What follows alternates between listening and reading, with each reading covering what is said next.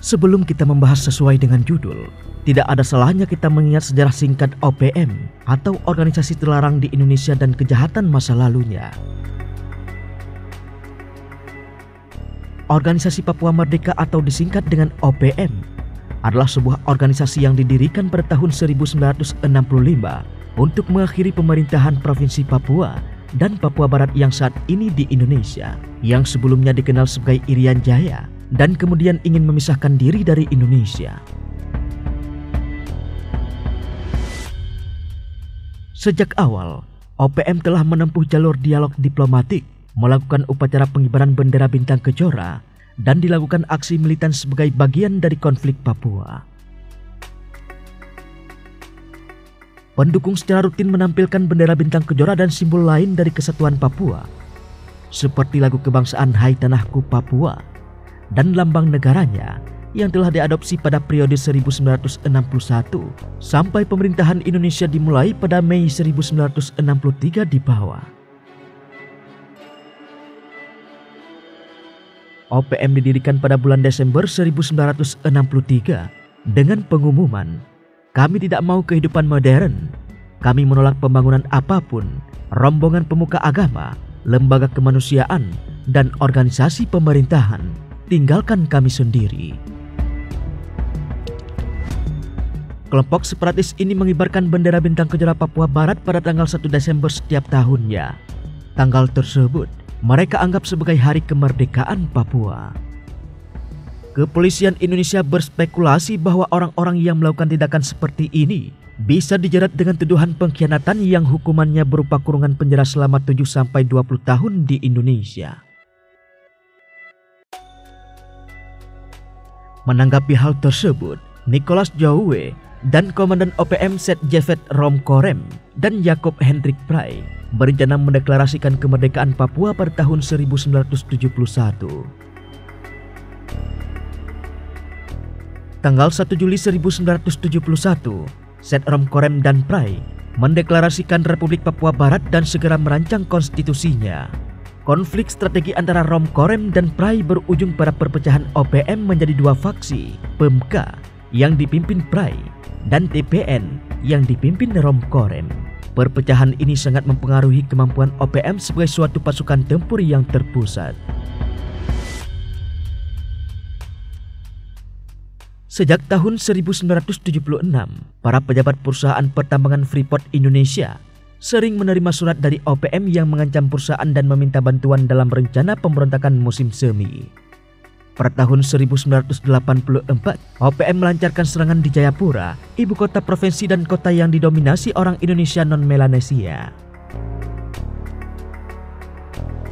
Serangan ini langsung diredam militer Indonesia dengan aksi kontra pemberontakan yang lebih besar. Tanggal 14 Februari 1986, Freeport Indonesia mendapatkan informasi bahwa OPM kembali aktif di daerah mereka dan sejumlah karyawan Freeport adalah anggota atau simpatisan OPM. Kegagalan ini menciptakan eksodus pengungsi Papua yang diduga dibantu OPM ke kem-kem di Papua Nugini. Kemudian pada saat ini, eksistensi kelompok kriminal bersenjata atau KKB di sejumlah kawasan pegunungan tengah Papua masih terus meresahkan karena aksi mereka kerap menimbulkan jatuhnya korban jiwa dan benda. Ada beberapa kabupaten yang hingga kini masih rawan dari aksi KKB seperti Puncak, Yahukimo, Enduga, dan Intan Jaya. Satgas Nemangkawi yang dibentuk pemerintah untuk menangani KKB sejak tahun 2018 telah melakukan pemetaan kekuatan kelompok-kelompok yang umumnya memiliki persenjataan modern tersebut.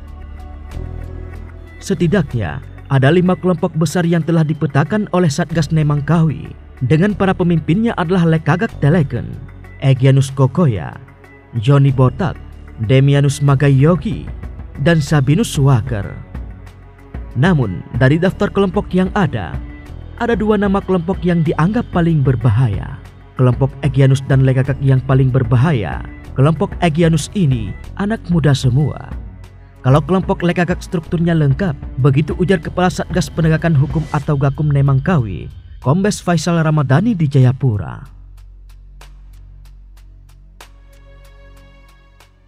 Egyanus Kogoya.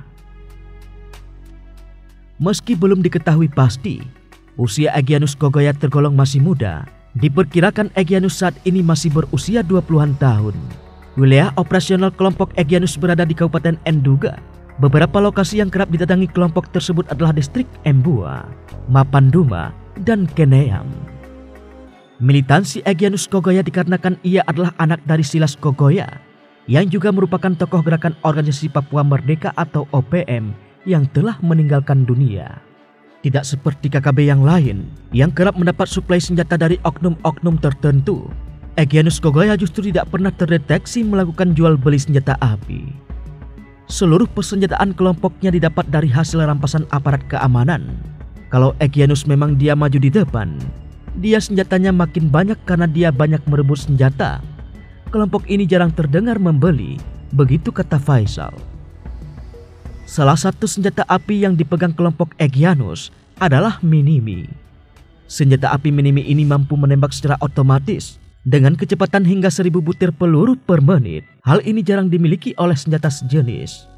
Senjata tersebut pernah terlihat digunakan Egyanus Kogoya ketika menghadang rombongan TNI di Danau Habema pada 23 Agustus 2018 dan mengakibatkan 2 anggota TNI gugur. Selain itu, sosok Egyanus Kogoya diakui Faisal sulit untuk ditangkap atau dilumpuhkan karena ia sangat menguasai geografis daerahnya dan kelompok tersebut tidak pernah keluar dari Kabupaten Enduga. Egyanus tidak pernah keluar dari Enduga. Bahkan pada tahun 2019 saat beberapa KKB berkumpul di Tembagapura, hanya Egyanus yang tidak datang, kata Faisal.